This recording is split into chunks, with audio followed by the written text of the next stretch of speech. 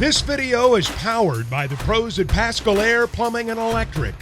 Arkansas owned, Arkansas operated. GoPascal.com.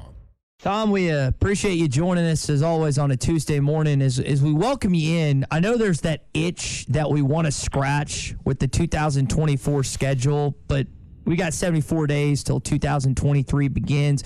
I know you've noticed the difference in this year's schedule relative to Sam Pittman's last three. Does that play into the idea that they can have more than 8 regular season wins potentially this year and bust their over-under total? Yeah, good morning. And boy, by the way, I think that's a right-on spot over-under total. When you promo that, I'm like, okay, I would say 7.5, and that's exactly what it was. So, and by the way, there's 2 types of English speakers in this world. People who say roof and people who say roof, like Tommy, man.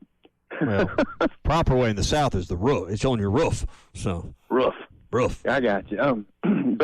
Yeah, you know, there's that really hard stretch they've got, kind of in the middle of the season.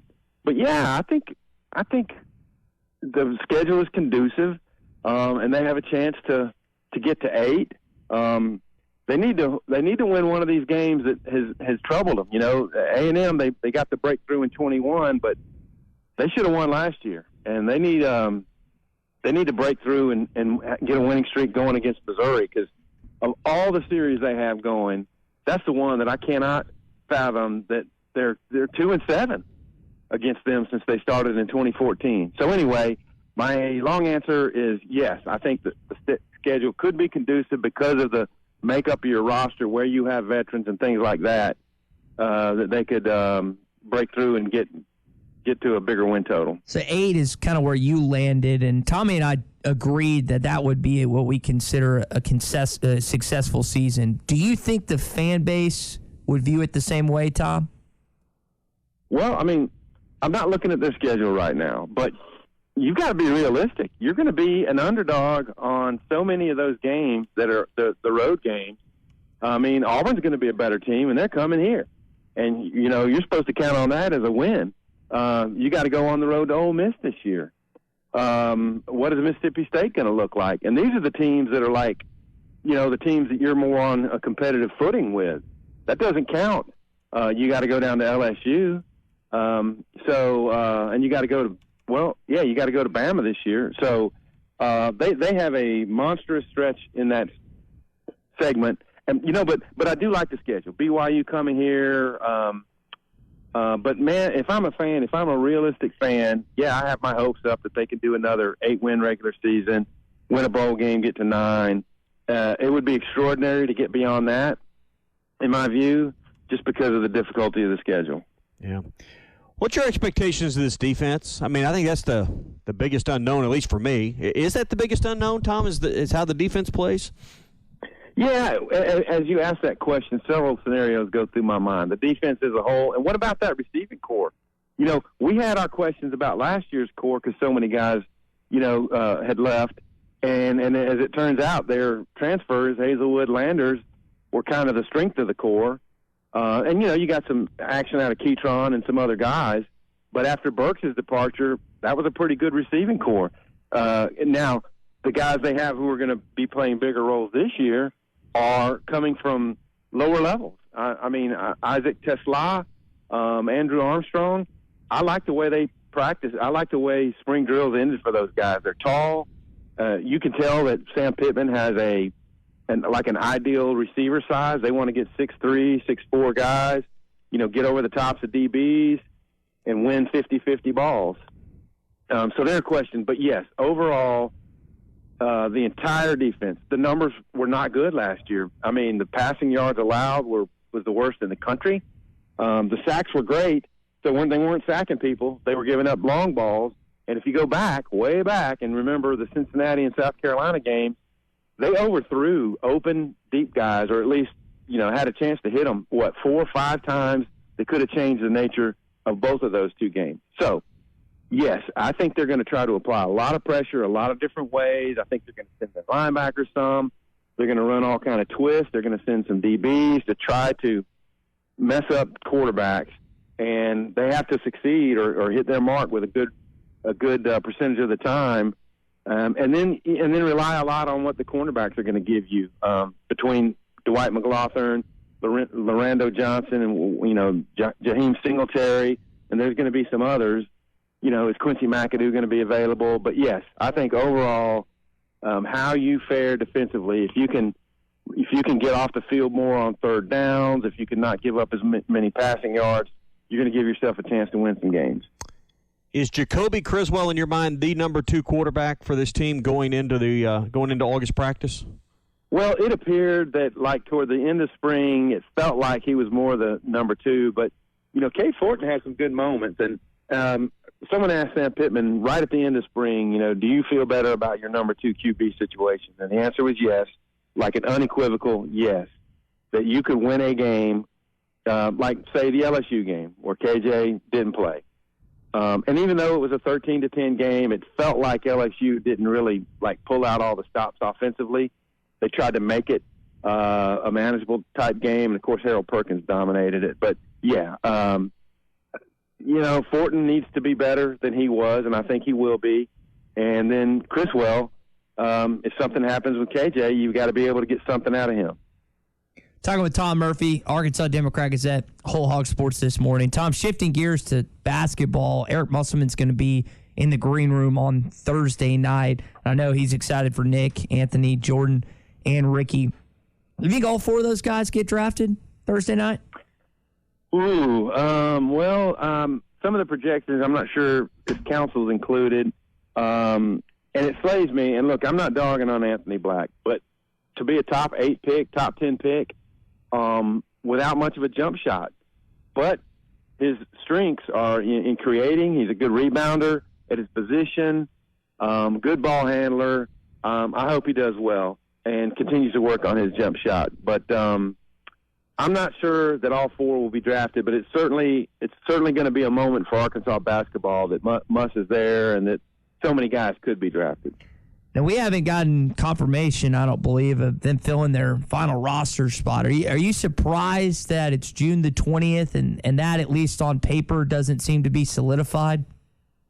Not at all. I mean, the Grant Nelson thing, it's what is it on pause? I didn't see anything yesterday that was official, or is there? I don't think he's committed to Bama yet, or anything on that front, Tom, to be honest. Yeah, so I mean, maybe you're waiting him out, but no, I mean, I think they could go into the season with the 12 on scholarship that they have. It would be really good to fill that spot with a big name. So no, I'm not surprised in the least. Yeah. So Tom Murphy with us here, Arkansas Democrat-Gazette, Whole Hog Sports, as we crank it down to 74 days. I mean, media days coming up. I mean, how much of the focus in Nashville, Tom, is going to be on the 24 schedule? And how much of the conversation will revolve around, I don't know, maybe the 12 games you got to play before then? Well, you know what? There's going to be plenty to talk about because there's a lot of time there and a lot of topics to cover. And, yeah, I mean, you think about expansion. It's slayed me to start hearing about what are the odds? Is the next team going to be North Carolina or Virginia Tech or Florida State? You're like, what? They want to get bigger than 16? I don't know about all that, but yeah, I think there'll be a healthy amount of what's going to happen in 2023, and then probably a lot of players and coaches are going to be asked about what they thought of their 2024 draw as well. Yeah, and I think that at some point we got to gravitate back to the games that are this year, but so much, and it's just the newness of the schedule release that was done last week that. At some point, we got to, you always say turn the page. I think we got to turn the page back the other way at some point because, at least from the exterior world, I don't know that it affects the teams, but, we're all focused on what's going to happen a year from now. Right. And the thing is, it was new, and the SEC does make a big deal out of the release. And that's what summer talk and all that. I mean, that's why SEC football is the best, because if the Pac-12 had a schedule release last week, I'm not sure how much, traction that would have gotten in the national media. But as it is, and I heard, I think his name is Chris Saliza, that does a show with Rick Neuheisel in the mornings, which it's a pretty good show. He was talking about the power of the SEC when Greg Sankey walks into a room and, all heads turn. Here comes the power broker. And when the SEC has any kind of announcement, it's a big deal. And that's why I got such a laugh out of a lot of national media talking about, the SEC is lagging behind the times when they decided to go with the 8-team conference schedule in 2024. It's like, no, we're just doing what we want to do. We're doing what's best for us, and it doesn't matter. We'll get teams in the playoff. Y'all all can just sit back and watch as we get teams into the playoff. Tom, let's stay there for a sec.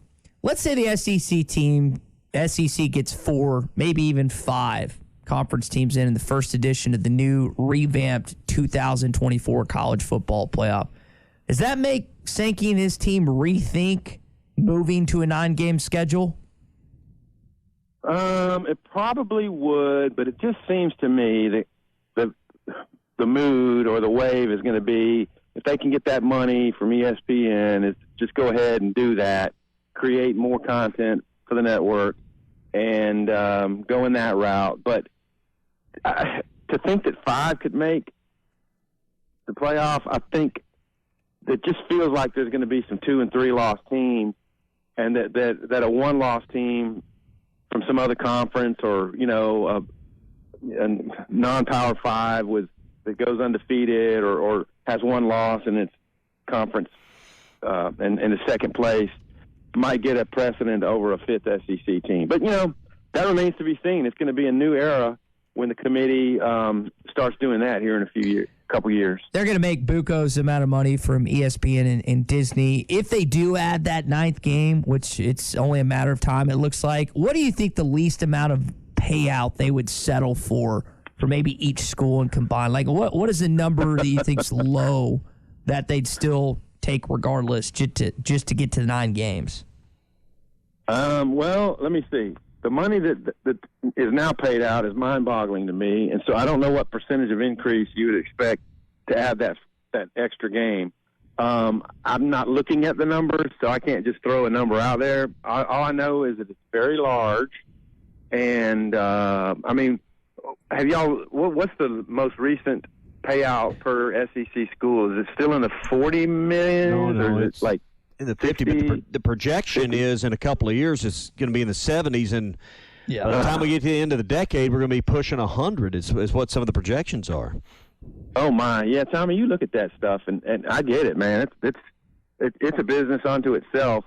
The television contracts with these conferences, and you see when you're around the Arkansas facilities, and you can see where like money is going. In marketing, in game management, in things at the baseball stadium. You can just see that they have money and they're using it, and it helps keep the SEC ahead of all the competitors.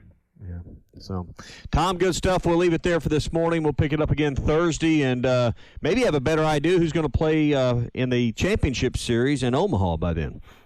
Yeah, we probably will, man. Wake Forest in Florida in the driver's seat. Sounds good, guys. BetOnline is your #1 source for all your championship finals info, stats, news, and scores. Get the latest odds and the latest matchup reports for this year's NBA and Stanley Cup Finals. BetOnline is your sports intel headquarters this season, as we have you covered for all your insider sports wagering needs, from baseball and hockey to MLB, UFC, and boxing. The fastest and easiest way to get all your betting info, including live betting options and your favorite casino and card games available to play right from your home. Get in the action today. Head over to our website or use your mobile device to join, and be sure to use our promo code BELIEVE to receive 50% bonus on your first deposit. That's BLEAV. Bet online, where the game starts.